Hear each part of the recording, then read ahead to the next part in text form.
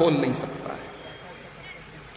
اللہ کے ذکر کا ماحول اپنے گھر میں پیدا کیجیے میرے بھائی، گھر میں نماز کا ماحول پیدا کیجیے۔ مسجد میں ضرور نماز پڑھیے، لیکن سنت نماز گھر میں پڑھنے کی عادت ڈالیے۔ فجر کی نماز میں آپ مسجد میں جا رہے ہیں، گھر میں 2 رکعت سنت پڑھ کر کے مسجد میں جائیے۔ ظہر کی نماز کا ٹائم ہے، گھر میں 4 رکعت سنت پڑھ کر کے مسجد میں جائیے، گھر میں سنت نمازیں پڑھیے۔ اللہ کے نبی فرماتے ہیں افضل صلاۃ المرء فی بیتہ الا المکتوبہ، انسان فرض نماز کے علاوہ سنت اور نفل نمازیں اپنے گھر میں پڑھے، یہ اس کے لیے افضل اور بہتر ہے۔ اور عورتوں سے گزارش کروں گا، ماں بہنوں سے گزارش کروں گا کہ جب وہ مصلی بچھائیں تو ایک چھوٹا سا مصلی اپنی 5 سال کی منی کے لیے بھی بچھا دیں، اپنی 6 سال کی بٹیا کے لیے بھی ایک چھوٹا سا مصلی خرید لے، تاکہ جب ماں نماز پڑھے تو وہ چھوٹی سی 6 سال کی بچی وہ بھی دوپٹہ باندھ کر کے وہ بھی نماز اپنی ماں کے بغل میں پڑھے، تاکہ اس بچی کے دل میں نماز کی محبت پیدا ہو۔ جانتے ہو اللہ نے قرآن میں ایک دعا سکھائی ہے، بڑی پیاری دعا ہے، ربنا ہب لنا من ازواجنا وذریاتنا قرۃ اعین، اے ہمارے رب تو ہمارے بیوی بچوں کو ہماری آنکھوں کی ٹھنڈک بنا دے، وجعلنا للمتقین اماما، اور اے اللہ تو ہمیں متقیوں کا امام بنا دے۔ یہ دعا سکھائی اللہ نے قرآن میں۔ آپ کی بیوی بچے آپ کی آنکھوں کی ٹھنڈک کب بنیں گے میرے بھائی؟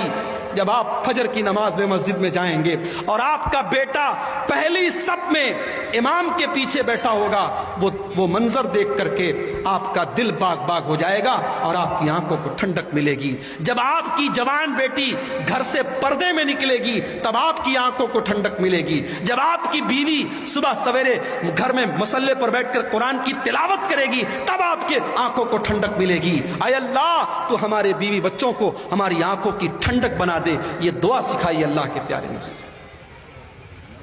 تو قرآن کیا کہہ رہا ہے؟ قو انفسکم واہلیکم نارا، اپنے آپ کو اور اپنے گھر والوں کو جہنم کی آگ سے بچاؤ۔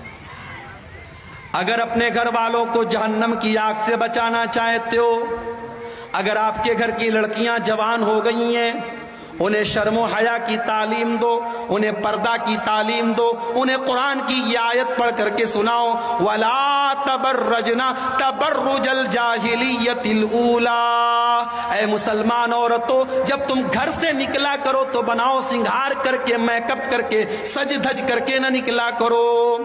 گھر کے باہر جب تم نکلو تو سج سنور کر کے، میک اپ کر کے اور بناؤ سنگھار کر کے نہ نکلا کرو۔ اور آگے کیا کہا؟ وَأَقِمْنَا الصَّلَاةَ، اور اے عورتوں تم نماز قائم کیا کرو، وَآتِينَا الزَّكَاةَ، اور زکوٰۃ بھی تم ادا کیا کرو۔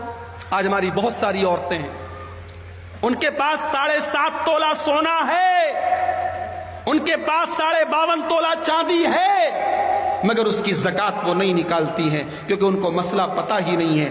یاد رکھو میری ماں بہنوں، اگر آپ کے پاس 7.5 تولہ یعنی 85 گرام یا اس سے زیادہ سونا ہے، چاہے وہ آپ کے زیور کی شکل میں ہو، چاہے وہ سونے کے سکے کی شکل میں ہو، چاہے وہ سونے کے بسکٹ کی شکل میں ہو، اگر آپ کے پاس 85 گرام یا اس سے زیادہ سونا ہے تو اس کی زکوٰۃ آپ کو دینا پڑے گا۔